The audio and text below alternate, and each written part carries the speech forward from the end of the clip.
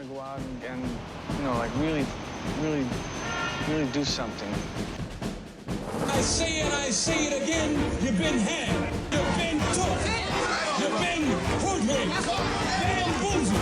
It's a celebration, fellas. Salute. Always do the right thing. That's it? That's it. I got it. I'm gone. The way of the future. The way of the future. The way of the future.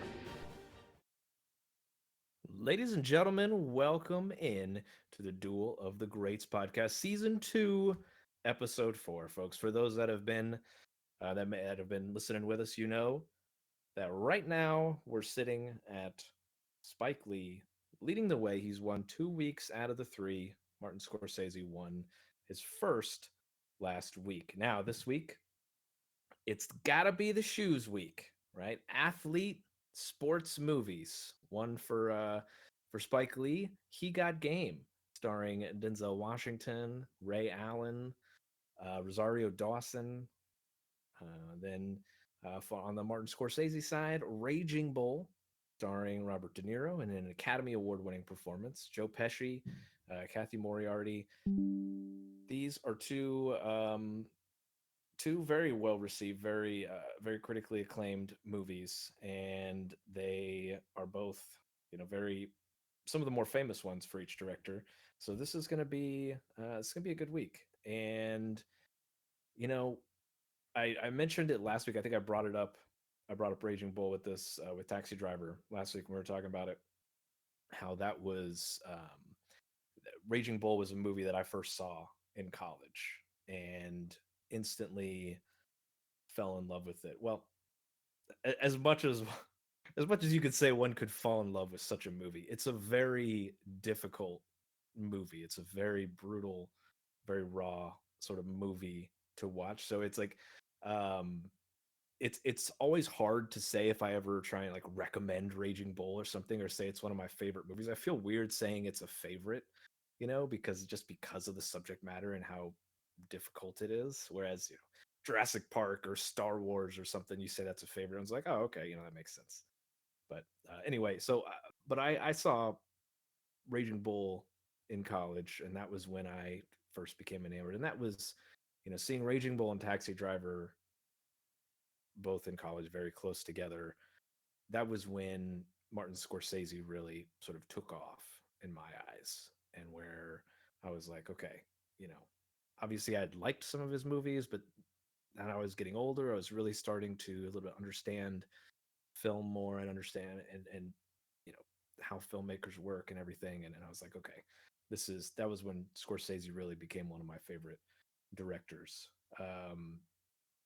Now, as for He Got Game, that was a movie I honestly cannot remember when I saw that movie the first time. And I don't even know if there was like a first official time. Like, we had a HBO growing up in my house, so I'm pretty sure that I saw that movie in like bits and pieces for the first time, just whenever I caught it and it happened to be on. So I don't know that the first time that I saw that I actually saw it all the way through. But I remember it was a kind of a pretty big deal when it first came out, and specifically because of Ray Allen playing a character. We'd had, to that point, you'd see the occasional actor who had, or I'm sorry, athlete who had become an actor who'd starred in movies. Jim Brown, who's actually in He Got Game as well. OJ Simpson, hate to say it, but it was, it's a fact. He was an athlete, became an actor. So yeah, it was, but most of the time too, those happened like when they retired. They retired, they were looking for something else to do, they became an actor. The crazy thing with the Ray Allen scenario was that he was very early in his career. He graduated, or he went to UConn for college, and he left in 96, and this movie was made in 98. So it was about a high school phenom, and Ray Allen was that high school phenom. He was very heavily recruited. He was a big time college player. So he was very familiar with playing that role. And I remember that being a big thing around that time, of how interesting of an idea that was.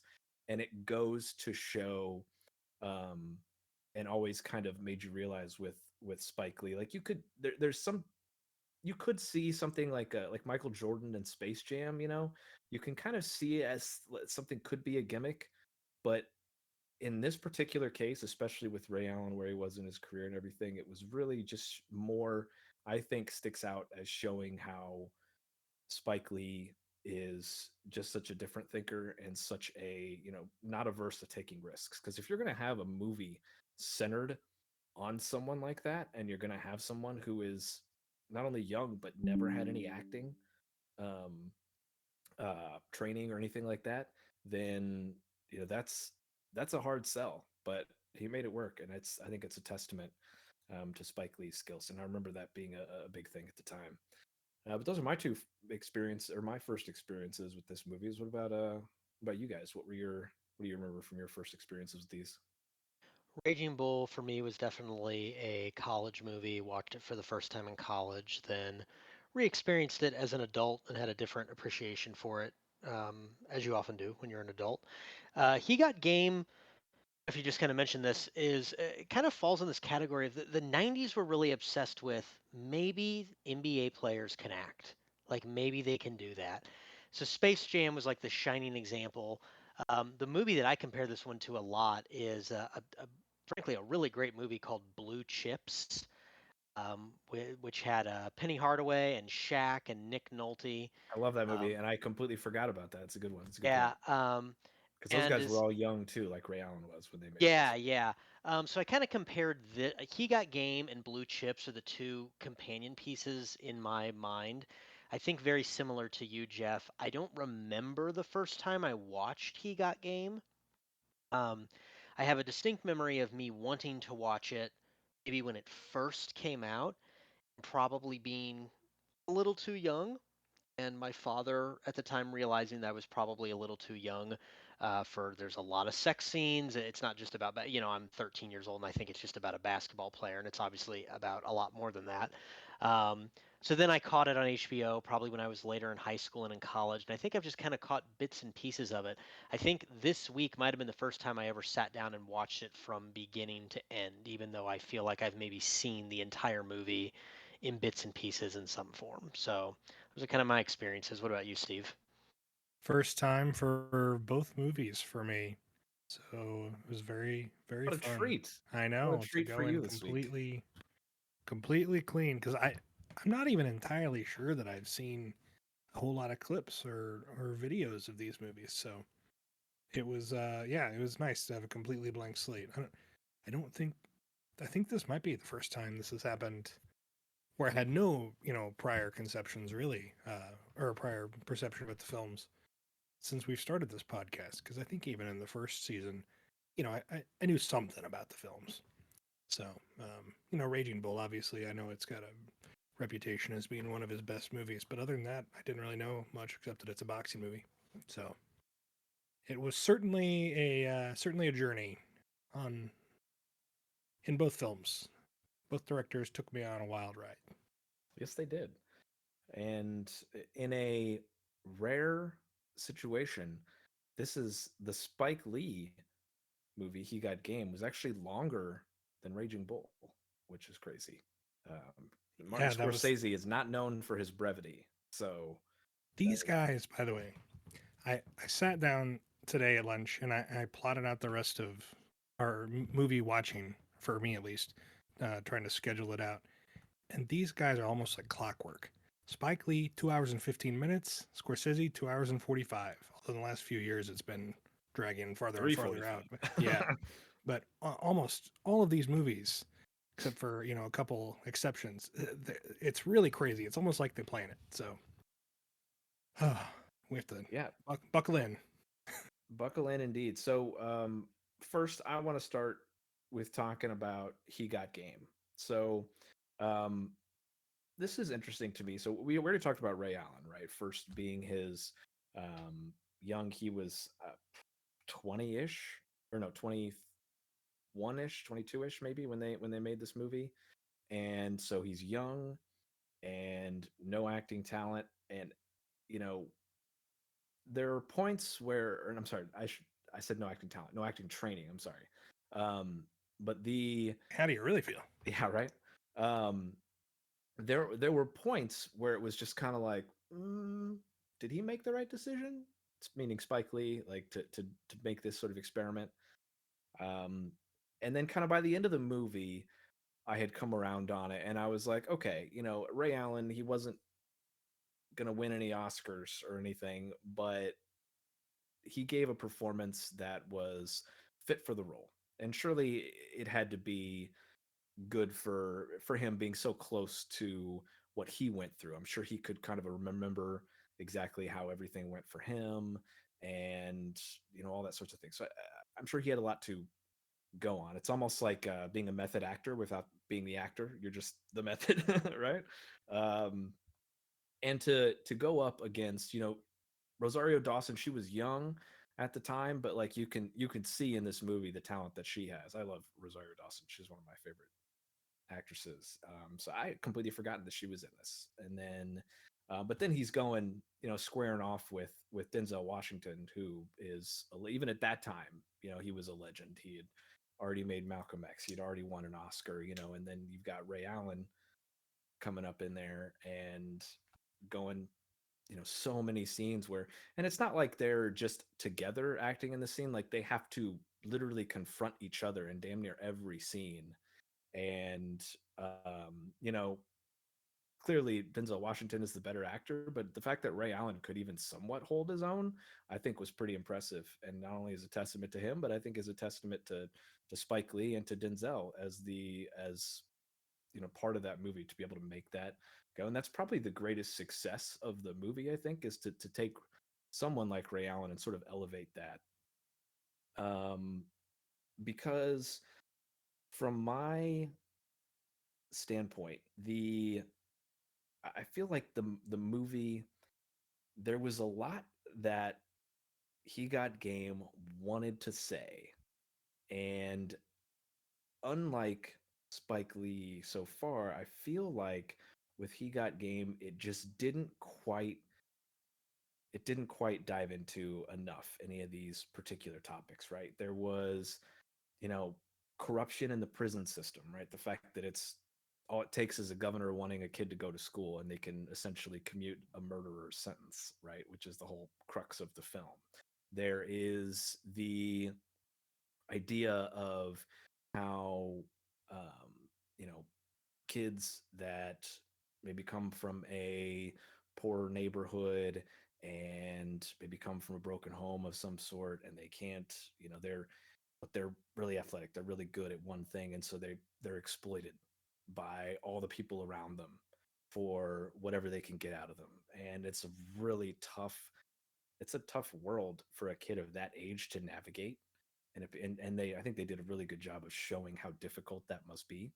But and then all these class issues, like there's Mila Jovovich is a prostitute, and she's having to deal with a abusive pimp who you know beats her, and she like is involved with him. And you know it's like almost kind of similar to the Jodie Foster character and the Harvey Keitel character, that sort of relationship in Taxi Driver, but just doesn't quite explored enough. And so I think that was my biggest issue with He Got Game, is there's all these different things that all these that have relevance, that show, um that are good topics to mine. And I think the biggest one even is what makes this movie actually even more similar than I thought to Raging Bull, from just the athlete standpoint, but just this sort of pent up male rage that Denzel Washington's character has.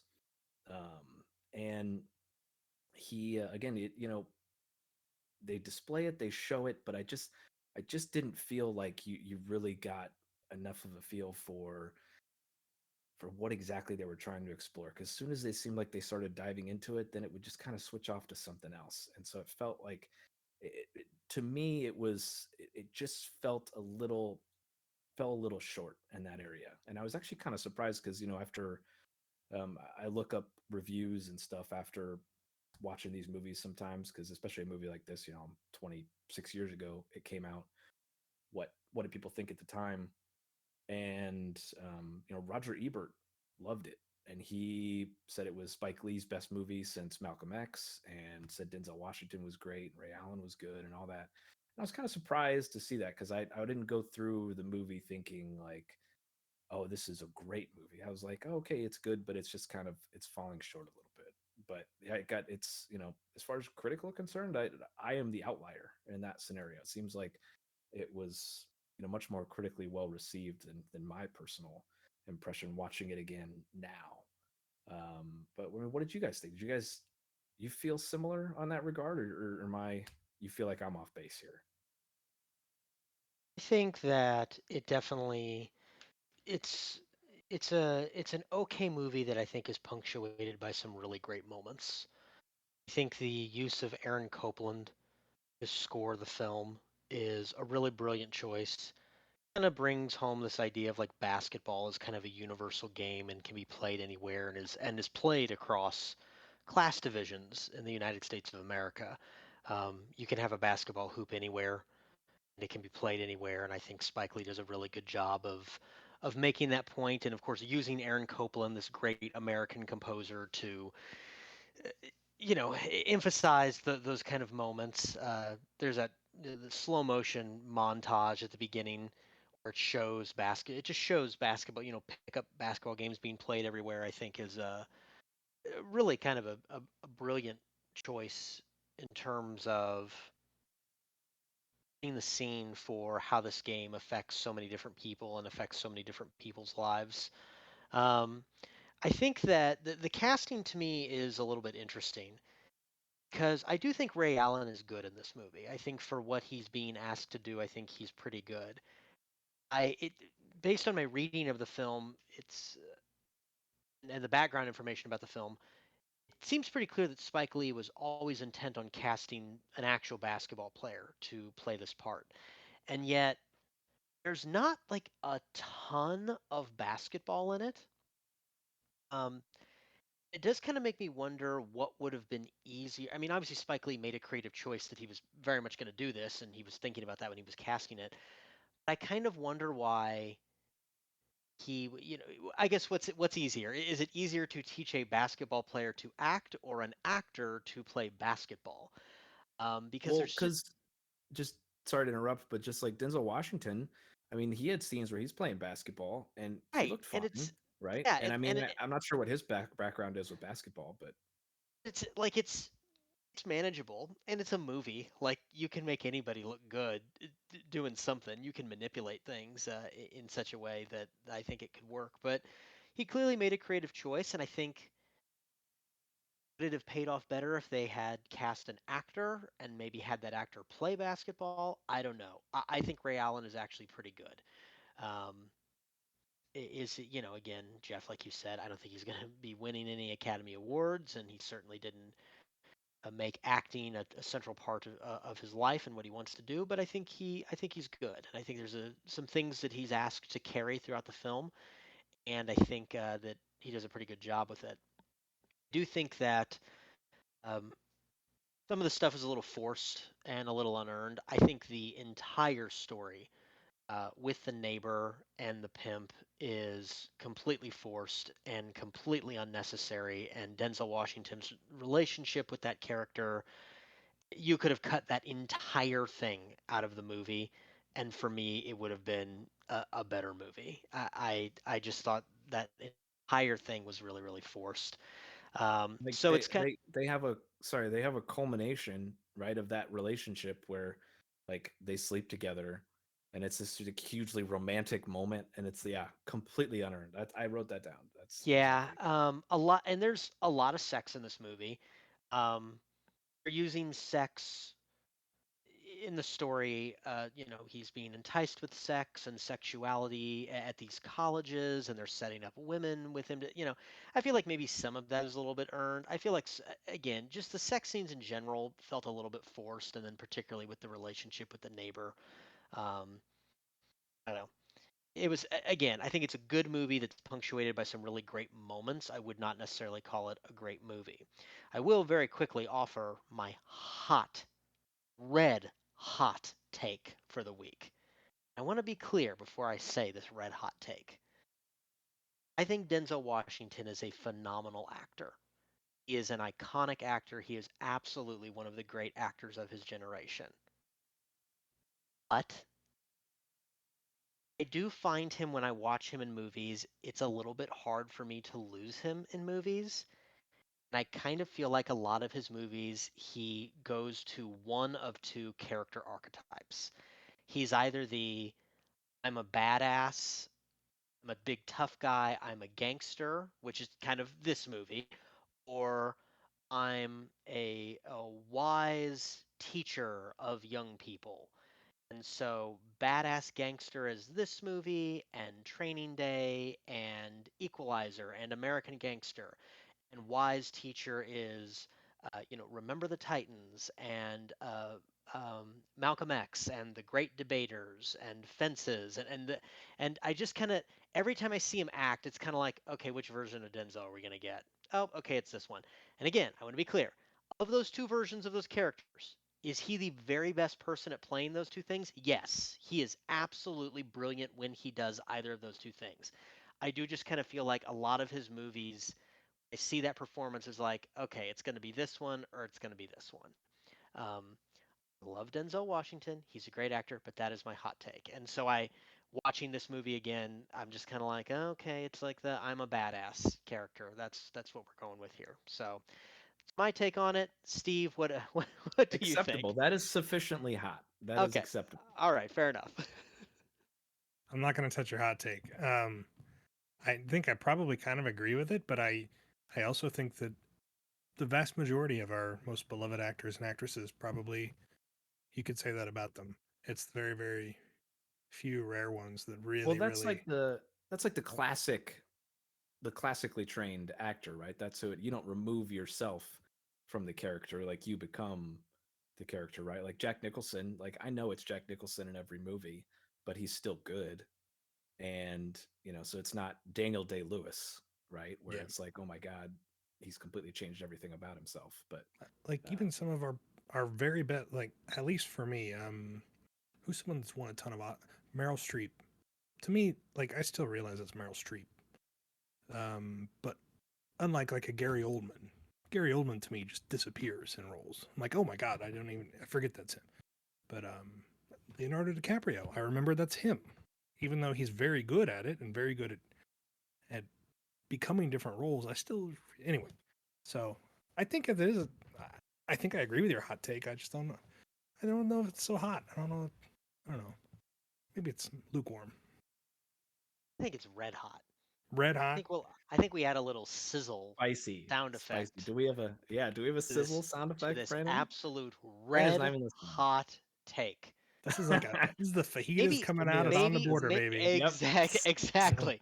You're at a Mexican food restaurant and they just brought out the fajitas and it's a spectacle and Clear everyone's the looking table. at what did they order. Watch out. The plate is hot. Very, very hot plate. That's what I just delivered this week. All right.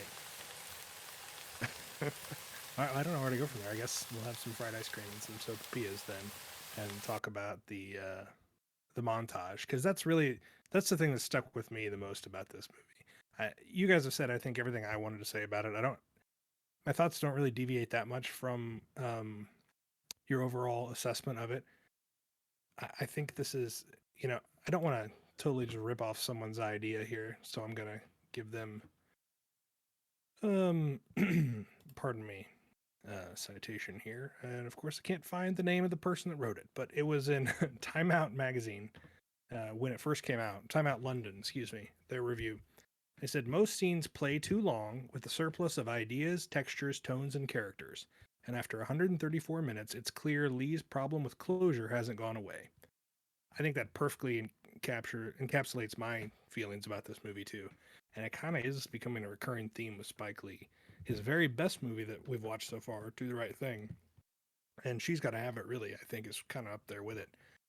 They're kind of laser focused on the plot and the issues that they want to talk about, and the characters. that they're focused on. They don't have these extraneous issues where they're getting bogged down. Some are saying, we saw it last week, where at least I think, and you guys agreed, I think for the most part, there was a really, really good movie in there if they had just really focused in on it. This one, again, Nate, you said it. The plot line with, is it Mia Jovovich? I can never pronounce her name correctly. That was pronounced a hard J, Jovovich, but I don't know if that's I think it's correct or Jovovich. not. Anyway, it doesn't matter. But yes, that entire plot line, that's it. When they're together, they're in a different movie. I don't know what the point of that was. Now, there's an argument to be made. Nate, you mentioned the sex and all that. They could have shot it, and maybe I just didn't pick up on it. They could have written it and shot it to where it's mirror of how sex is being used against Jesus, Shuttlesworth, the son, and how it's playing against both of them in their lives, and the role that it's playing for each of them, and kind of compare and contrast this. But it doesn't really do that. It's just kind of, at least I don't think so. There's no real commentary on the difference between the two of them. It's just kind of there. Maybe I was too dense to pick up on it, but regardless, I think that entire plot line was pointless. Most of the characters in that plot line were kind of just really one-dimensional. I'm thinking specifically the pimp character, and just very, very strange that entire plot line was in there. I think if the movie had been really just laser focused on what is the plight of Jesus and what is it like for a college basketball recruit in the late 90s, that stuff's golden, because that's what Ray Allen, he really went through that shit. So that's when he's not acting, right? He knows what that was like. He knows what it's like getting offers from recruiters and all that shit. Well, so and I thought personally that some of the best scenes were the flashback scenes where they showed Denzel as the dad being very harsh on his young, like really young Jesus. And I thought those were really good scenes, him on the basketball court, or maybe they're having dinner, whatever the case. I mean, you could have kept the length and just put those scenes instead of any of the scenes with him and a prostitute and the pimps and all that, and the movie still, I think, would have been much better for it. You could have extrapolated on that a little bit. yeah, I agree.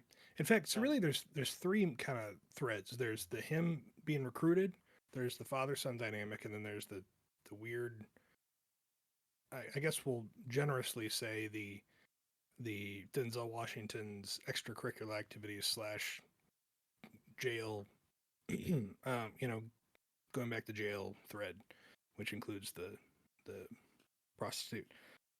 Really, you could have focused on either of those first two almost exclusively and made a way better movie. Kept it tighter and cleaner. But one thing I really did like. Oh, sorry. Sorry to interrupt. The one thing that I'm glad they absolutely should not get rid of is OG 90s college basketball coaches playing themselves.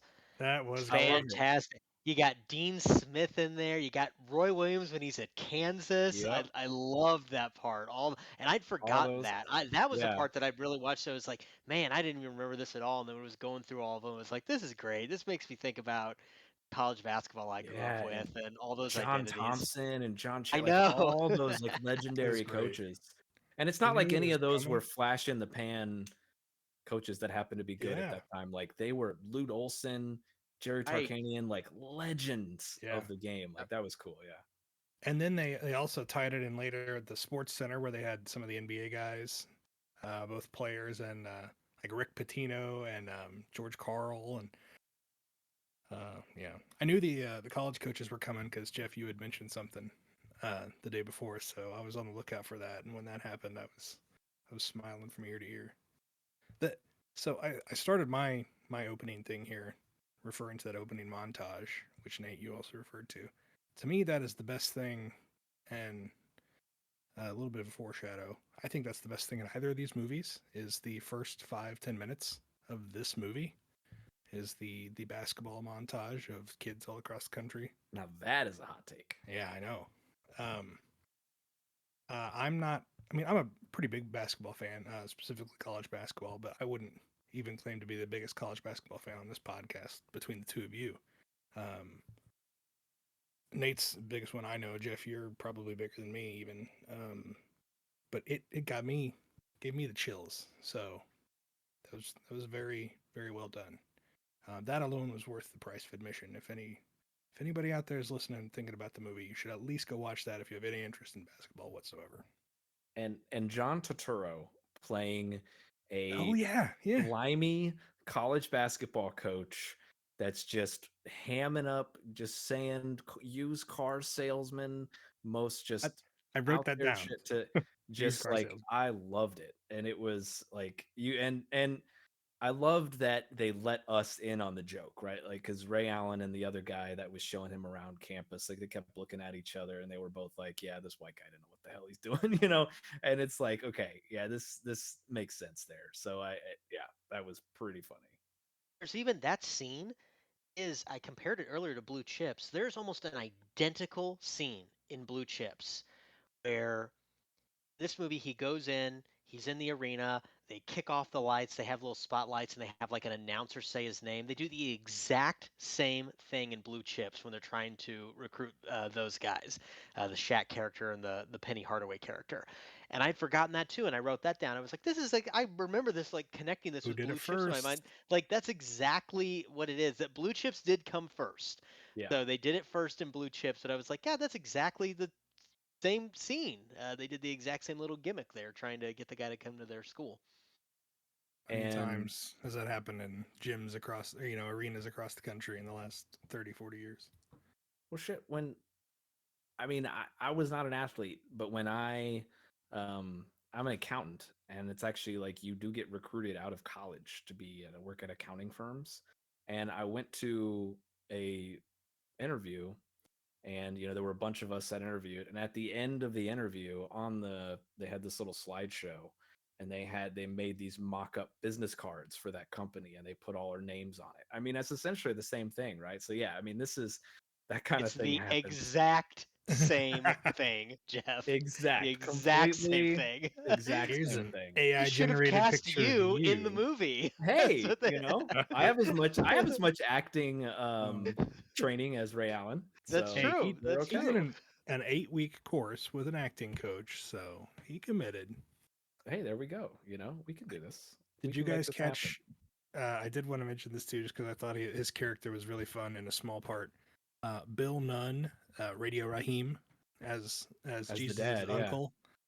Or not the dad, the uncle, yeah. Yeah, Well, he was he was like Booger. What's the guy's that guy's he's dad? Booger's dad. Yeah, Yeah. Booger is Jesus' cousin. Yeah, just trying to get a piece of the action. He gets the car at one point. Yeah. Was He's this like, in whose my name? car is this? Yeah. Well, it's yours if you want it, but it's registered to me. Like, yeah, that was Anyway. pretty funny. So anyway, I don't really have a ton. Do you guys have anything more to say about He Got Game?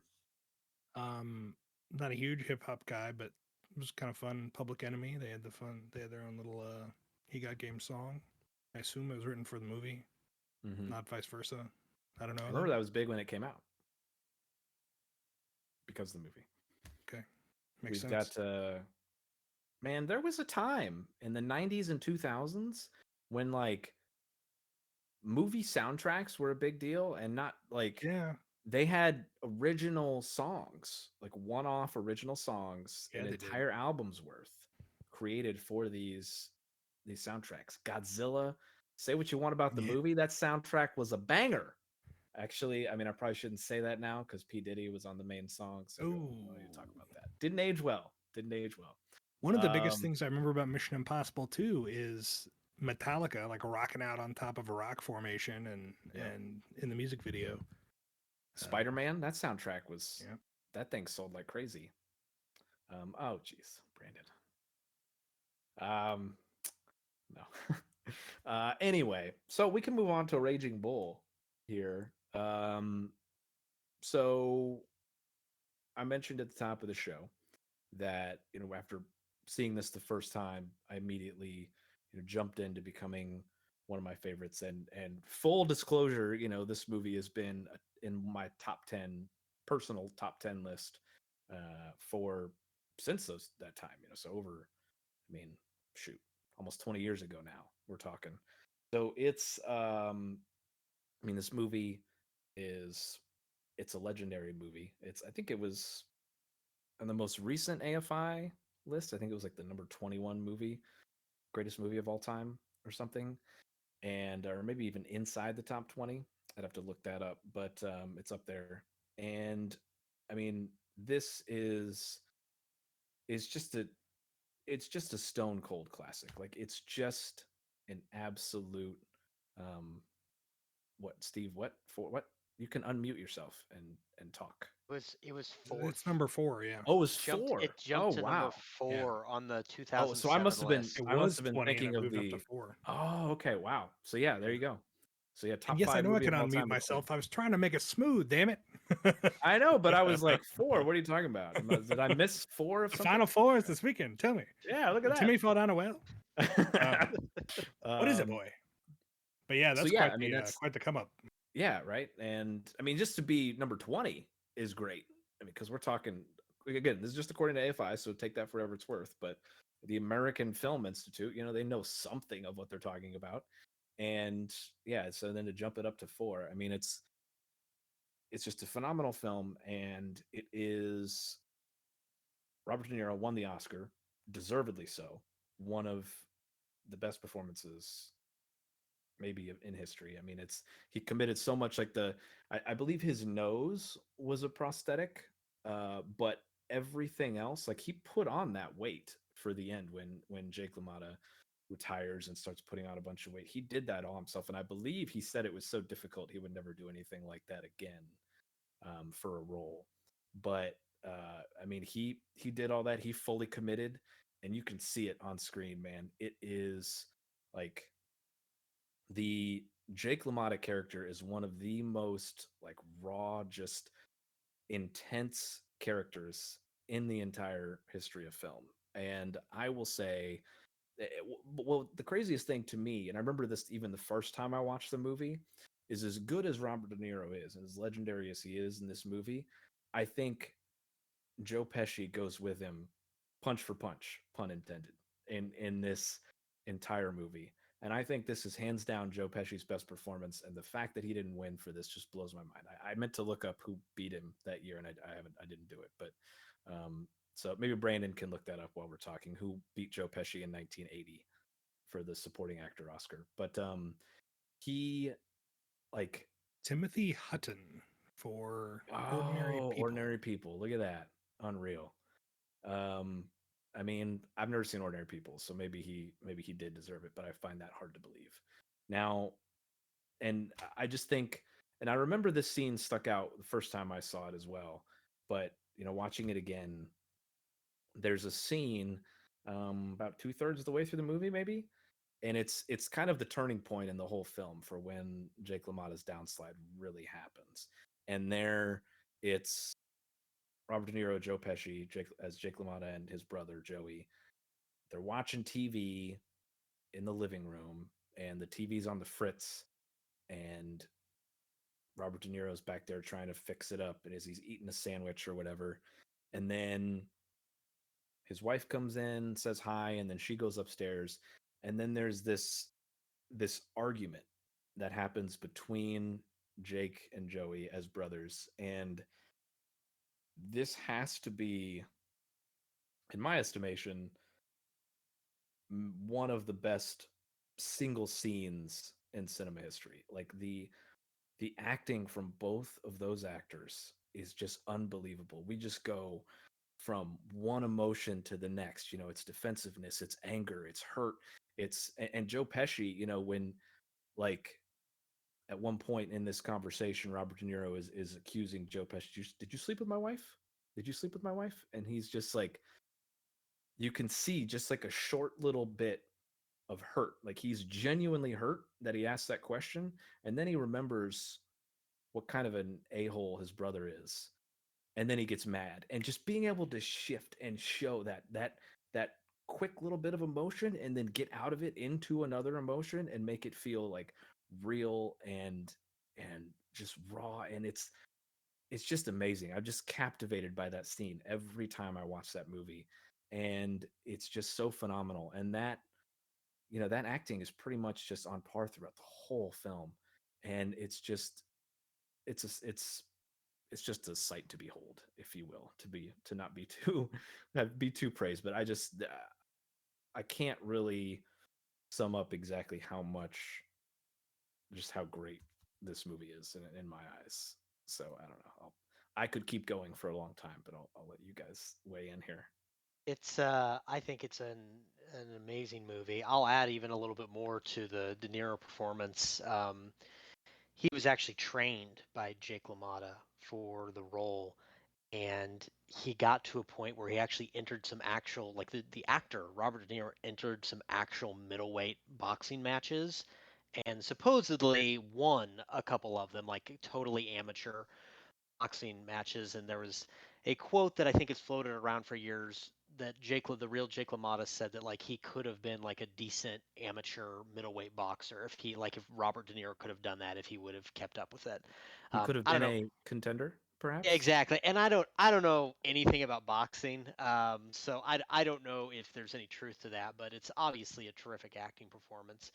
The scene that does it for me, that the way that you're describing your scene, Jeff, is the St. Valentine's Day Massacre, when he's fighting Sugar Ray Robinson, and he knows he's going to lose, and he kind of gives up, and he kind of sacrifices himself there on the ropes, and he just lets Sugar Ray just hit him over and over and over again, and he's completely bloodied. His face is like it's a technical knockout. The ref stops it, and his face is all bloodied, and his face is completely broken, and his whole gimmick was that like he never got knocked down. He never got knocked down in a fight, and it's how he sort of still sees pride in that, even though he's just lost. And he goes over to Sugar Ray, and he just the completely bloody, disgusting face. And it's just like, you never got me down, Ray. You never got me down. That's like one of my all-time favorite movie moments. It's just there's something obsessive and dangerous and almost a little bit psychotic about it, and it, it it's rare to find a scene that I think more embodies a real life person than that moment. Um, 'Cause he was a little crazy, and he was this terribly flawed human being in a lot of respects, and it shows just how far he was willing to go to still maintain his pride. That you know what, he never got knocked down, and he makes sure he goes over and he tells his opponent that he never got knocked down. So it's one of my all-time favorite scenes. I it is not my favorite, and I won't spoil it. This is not my favorite Scorsese movie. I do like it a lot, and I've grown to appreciate it more. Particularly the cinematography. There's a lot of just sort of filmic kind of things that are pretty easy to appreciate when you watch the movie. Um, but I think it's just fantastic, and it's a great portrait of an athlete. And I'm always the final point I'll make about it is the thing that I always connect with this movie is that Martin Scorsese had almost died from a drug overdose before making this movie, a few years before making this movie. And Robert De Niro gave him the book, Raging Bull. And Martin Scorsese like famously doesn't like sports. He doesn't follow sports at all. He didn't want to do it. And after he almost dies, Robert De Niro is like, read that book, and he kind of starts to connect to this character. And Martin Scorsese has always said that when he was still kind of like coming on and off drugs, and when he was making Raging Bull, he genuinely believed he was making the very last movie he would ever make. And you see attention to detail and just his whole heart and soul put into every little aspect of this. The sound design is brilliant. It's brilliantly edited, and I think you just really see it's a very passionate film, and I think you see the passion reflected in all the performances and the directing and in the craft. So I sense Steve has maybe a slightly different opinion though, so I'm curious to see what he has to say. Jeff, you look like you were getting ready to say something first. Well, I was just gonna when you said that you won't spoil, Nate, that it's not your favorite Scorsese movie. I will say with this movie, it's not my favorite Scorsese movie, but I do think it's his best. For whatever that's worth. Interesting. Interesting. Okay. Ooh, I don't know where to start. I'll start here actually. We absolutely made a mistake picking Taxi Driver as the paranoia film for Martin Scorsese. This movie is paranoia. This guy is at the height, the goddamn epitome of his career, and throws it all and literally can't even savor it, can't even enjoy it because he thinks his brother's fucking his wife. He's so jealous and so paranoid constantly that he can't live his life. He can't enjoy anything, and it winds up ruining him. Travis Bickle, if anything, I don't know if he's paranoid so much as just really committed. Just a really committed guy. Fucking crazy, but really committed. Um, you know, paranoia. We can debate that, but regardless, this guy, Jake LaMotta, is I think the poster child for paranoia and jealousy, and I think those two kind of go hand in hand. So I think we should have probably done that. So I'm hearing you say that Travis Bickle is a good guy and a good role model. He's a hero. Did you not read the papers? Dare I say almost a hero? That's how they treated him. That's how they treated him. Jake LaMotta winds up just telling shitty jokes in a nightclub. Travis Bickle is feted as a hero by the mayor in the papers. If my tone, and you guys can obviously see my face, viewers can't, or listeners can't. Yeah, I don't like this movie like you guys like this movie. I think so. This is one of those we've talked about before, how seeing these movies now, ones where we haven't seen, but that have come out years and years ago, and that have kind of set the standard and that have been emulated since. It's hard to kind of divorce that. Like, Jeff, you talk about Texas Chainsaw Massacre, and like the time you saw it, and you're like, well, that doesn't look very groundbreaking, when it's like in reality, everything that's come since has been because of that, right? This, I think, might be kind of one of these chicken or the egg type things. So some of my issues, I think, stem from that, but overall, I just found it a slog, man. Robert De Niro is fantastic in terms of inhabiting a character. He fully becomes, apparently, Jake LaMotta, by all accounts. He absolutely deserved the Best Actor award for acting that character, from what I can tell. I didn't see all the other nominees, but who am I to debate that at this point? He was an amazing job at that. But why do we as viewer, why do we want to watch the rise and sort of peak and sort of fall, not really even much of a plot line of this guy's life? It's just kind of a shitty, misogynistic asshole guy that has no redeeming qualities. And you talked about him having, gosh, Nate, wish I could remember exactly the phrase you used, but to me, he has no emotional depth at all. He is only pride. He's just purely running on pride and paranoia. And the only times we see him is anything other than some manifestation of that, be it anger, jealousy, something like that, is when he's losing. And he gets sad at that point, like when he throws the fight, or when there's another scene where I think he's like crying a little bit. But it's all because of these things that are happening to him, and he's pissed about it because it's hurting his pride. And I'm like, I don't fucking care. Like, I think this movie coming out in 1980 and being a reflection on the patriarchy and misogyny and male, toxicity and stuff, all of which, of course, we still have today, but hopefully we're working on it. I think it probably said a lot more at the time than it does to me sitting here watching it today. And I think that's my biggest beef with it. It's just not, I don't want to say not fun, because movies don't have to be fun, of course. Schindler's List wasn't fun, but Schindler's List was interesting. And this movie's not fucking interesting. The only parts that are interesting are the actual boxing matches. Now, Thelda Schoonmaker keeps this movie from being boring. I said it. This movie is boring without the boxing matches. Cue that the editing. fajita sound. Give me that fajita sound, baby. That is cue Godzilla coming up from the oceans, because that is nuclear. Cleonk. Like, without the actual boxing matches, it's Robert De Niro pouting and eating pasta.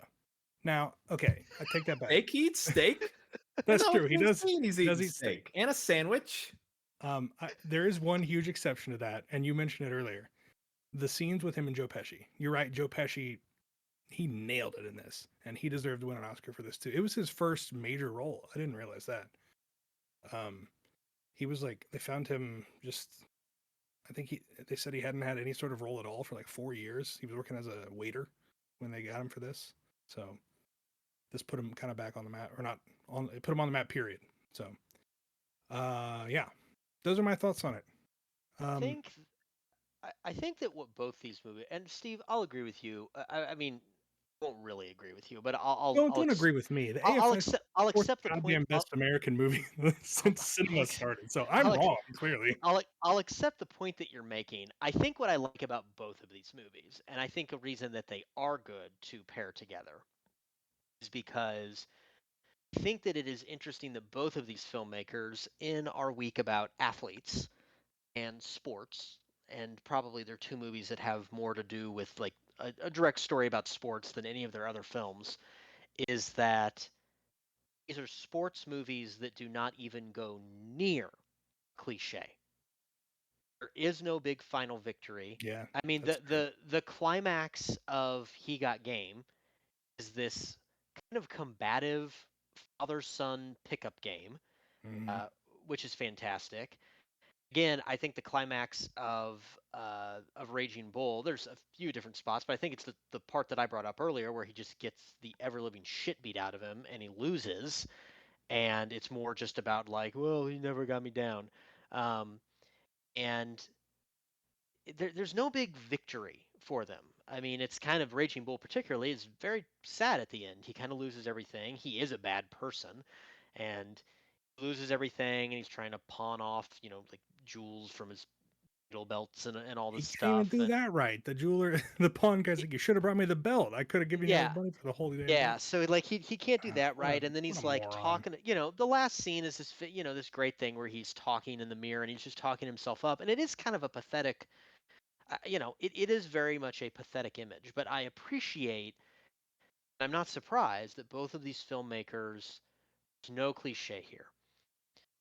These are not typical sports movies, and that's why I think they pair really well together, and maybe in that way are somewhat similar. I think they're very different kind of movies, but I think there is a lot of similarity in that these filmmakers are not going to give you the payoff that you typically get in movies like this. So one thing that I think is like that I liked, to your point, Steve, about Raging Bull, how Jake LaMotta as the character has no redeeming qualities. Yes, and one thing that I liked is that they made that very apparent from the start. Right from the very beginning, the first scene, Joe Pesci's walking down the to street, murder like children and animals. Yeah, well, and even before we even see Jake LaMotta on screen, Joe Pesci as his brother is talking to somebody else, and is like, the guy's like, "Oh, I can't talk to him because he hates me." And he's like, "Yeah, he hates you. He hates everybody. That's what he is." So we're already know this guy's a shit. And then we see the first scene. He's emotionally abusive of his wife, and then eventually he's physically abusive of her. And it just never once are we meant to root for this person, or never once did they even falter on possibly making him somebody we want to root for. Like you look at something like a Wolf of Wall Street, and one of the big criticisms of that with Scorsese was that you wanted to root for the Jordan Belfort character, or even Goodfellas we talked about. And I think part of the problem that I voiced with one of my criticisms of that movie is that there's just there is an element of sort of enjoying in their rise to the top before the fall, but there's none of that in this movie. And that's one of the things that I think I liked about this movie, is that it's just very clear from the start that this guy sucks. And there is this just like you say, Steve, like, oh, he's only pride, he's only all this stuff, and I think especially because, not only was the movie made in the 80s, but it takes place in the 40s and 50s, and at that time, especially, and even to a lesser extent, but even still today, in a lot of ways, that's the sort of expectation of men. Definitely back then, right? That's what it was. Pride. You have to be pride. You have to be And strong. and that could be the tragedy, right? That could be the tragedy inherent in it, and that's what makes him somewhat relatable or interesting. The interesting part of the character that I want, but that requires some sort of self-awareness, just a glimmer of it at some point along the line, and he never ever ever shows that. Does it though? I mean, To me, it he's does. essentially got imposter syndrome, right? Because even when even when he's, like you said yourself, even when he's the champ, right? He throws his whole career away essentially because he thinks his brother is doing his wife. And so it's like he's constantly finding ways to tear himself down because he thinks he's not good enough. And you know, I am not I'm not any way like Jake LaMotta, but I have, as someone who's struggled mentally with dealing with tearing myself down and trying to get past that, I can at least understand to a small degree like where that comes from. And so like I don't identify with the character, but I do sympathize with Sure. the character in that regard. Well, And it's, of course, then he goes and becomes violent and abusive and all that sort of stuff. And obviously, I've never gone anywhere close to that, but it's I hear what you're saying. That's a good perspective. I'm glad you brought that up. I wonder how much also your shared Catholic upbringing, like, because I mean, he at one point I wrote it down. It was another of the classic Marty TM trademark, Catholic guilt thing. After he, gosh, I don't know if it's after he got beat or after they're asking him to take a fall or what, but I wrote it down. He says, "I've done a lot of bad things. Maybe it's coming back to me." And yeah, I wrote, "All this Catholic guilt is exhausting." So it maybe I is. would have liked this movie better if I didn't mainline it basically after "Who's That Knocking at My Door?" Mean Streets. Maybe if I had Yeah, a just lot seen of this there in was isolation. even in Raging Bull, lots of crucifixes going Yeah. on. But So another thing, just from a filmmaking perspective too, that I wanted to bring up that I forgot when I first started talking about it. Like there were so many things. Like as much as I like Martin Scorsese, I think of him more as a sort of um, character and story driven sort of filmmaker. I don't think as much of him as sort of this like flashy, like a lot of flashy editing and sort of things like that. Like there are movies he has where he has done that. The Departed is one where the editing is really different from what he's normally has. But I personally, there are occasionally scenes where it's like that you see really great, but Goodfellas, there's nothing that jumps out at me visually from that movie, or Casino or something like that. But this movie, not only the fight scenes are one, but there are also these really subtle instances where you see he holds the camera in a particular way to really get across the perspective of the character that he wants you to I don't want to say identify with, but understand in a particular scene. Like there's a scene before a big fight where Robert De Niro and Kathy Moriarty are in the bedroom, and he wants to sleep with her, but then he also doesn't because he has a fight coming up.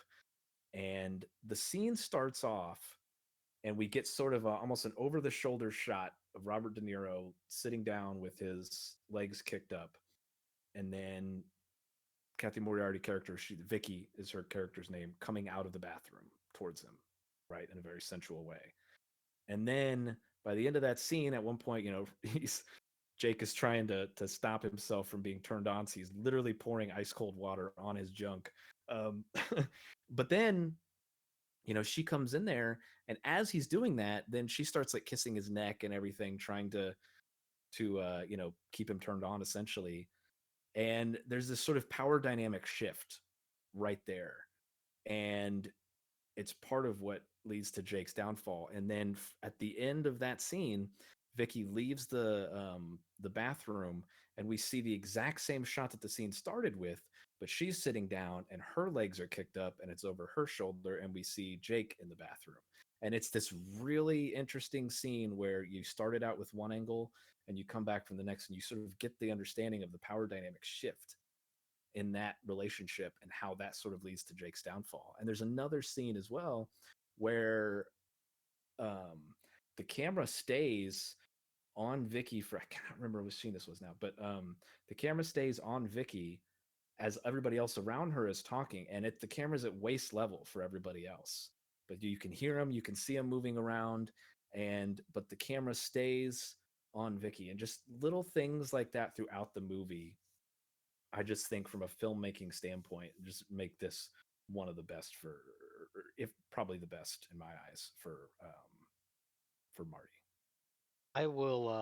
I'll vote first tonight because I feel like I voted second last time and then I like influenced people, which I don't always intend to do, but maybe I do a little bit.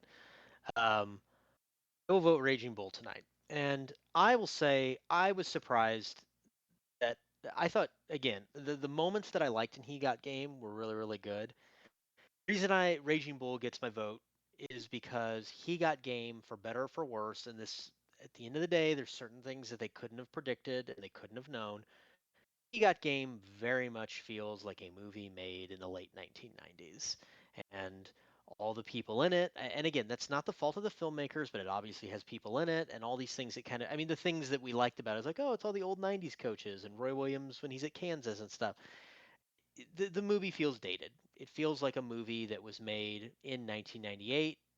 It seems like it's a relic of 1998, and it's representative of things that were going on in 1998.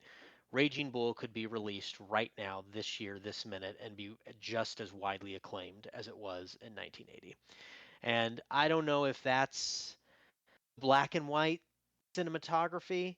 Um, we talked about that last season, particularly with Schindler's List, how there's, it lends a sense of timelessness to the story. Obviously, those are very different kind of movies, but I think they're lit and shot at times in a similar way. And I just feel like Raging Bull is timeless. I feel like Raging Bull at one point looks like it was a movie that could have been released in the 1940s, like a really great 1940s movie. It could have been something that was in the 60s or 70s calling back, and then obviously it's released in the early 1980s. Then again, you go on in time, I feel like at any point, if this movie had been released in its exact form with no changes, people would still think of it and see it as a masterpiece. So Raging Bull gets my vote tonight. Yeah, I'm gonna echo that. Hard to disagree with anything you said. Just like it's just like I said earlier, just a stone cold masterpiece. This movie, and I agree. It's timelessness and the fact that again Joe Pesci didn't win and that Martin Scorsese, it took him 26 years after this movie to win his first Best Director Oscar, and the fact that he didn't win it for this is just it's it's a Travis Shamockery is what it is. So yeah, Raging Bull gets my vote. I think it's wild that this movie came out in 1980 because yeah, it feels like it was made in like 1972, even though it could have been made in 1942, like you said, Raging Bull, that is. Despite everything I said earlier, and there's a limit to how contrarian I can be, I guess. And who am I to argue with the AFI? It really does come down to there's nobody in He Got Game that is doing what Robert De Niro and Joe Pesci and Thelma Schoonmaker, those three, are doing in their respective cinematic arts. So, for those reasons alone, despite its many, many, many, many flaws, I'm gonna have to vote for Raging Bull also. Although I stand by what I said earlier, I think the 5 minutes of the beginning of He Got Game are the best 5 minutes in the entire 15 hours that the two of these movies are put together, or however long it was. So, I on one of the movie subreddits on Reddit that I went to, it was like last week or something. Somebody had come on and was like, "Oh, I watched Raging Bull," and gave a review, and they gave it like 6 out of 10, and they had a lot of some similar actually criticisms to you, Steve. Was it me? It could have been you, and just the dude just get eviscerated in the comments, of course. So, but hey, you're not alone, is what I'm trying to say here. Well, art is subjective. There are certain things that aren't subjective about it, but I feel confident in my perception, and also confident in my ability to change my mind when presented with facts. I didn't catch those things you mentioned with the cameras and the flipping of the angles, representing the change in power dynamics. That is interesting. That's interesting. So that's one thing in the movie that's interesting, aside from the boxing. There you go. fights. That's why we have this So- podcast. Look at that. That's true, but it's still. I'm never gonna watch Raging Bull again. I can tell you that. I'll probably You watch own it now. that game You again. own it. I do own it. I bought there was a flash sale from the Criterion Collection like 2 weeks ago, and they had Raging Bull in 4K, and I already owned it on Blu-ray, so I bought it on 4K because it was half off, and then I just gave Steve my old copy this week because we were watching the movie, so that way he didn't have to.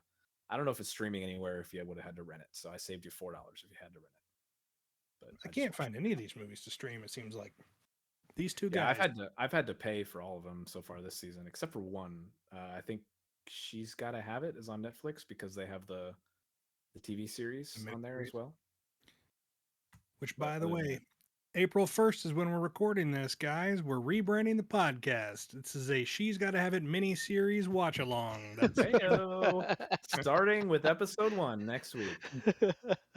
All right. Speaking of next week, though, we move into week 5. So now we're at an impasse, 2-2. So next week, one of these two directors will take the lead, and next week will be our From the Streets week. We've got Casino, yet another movie directed by Martin Scorsese, starring Robert De Niro and Joe Pesci, if you can believe it. Our third so far, and this will be. Let's see.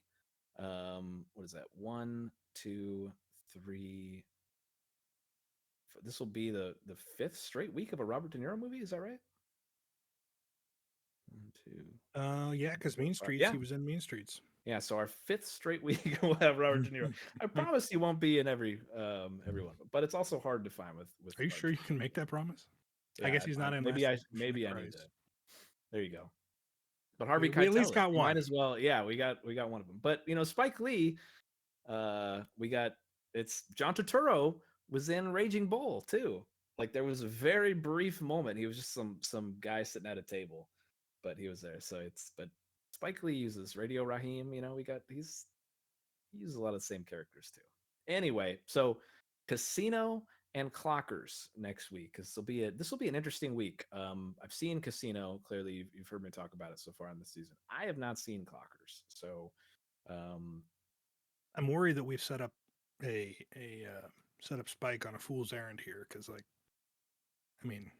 I don't know. I've never even heard of Clockers before we started talking about this podcast. So, and Casino is, I think, widely beloved. Preview fun fact: Martin Scorsese was actually supposed to direct Clockers, and he was set up. There was in pre-production, and then the opportunity to direct Casino came along, and Scorsese took that opportunity, pulled off of Clockers, and that's when Spike Lee came in. So there's a connection already for those two. So we'll see how that goes. But yeah, next week should be an interesting one. Casino and Clockers, if you're watching along, watch those with us. And yeah, we'll be back next week. So until then, thanks for stopping by, and we'll see you next time.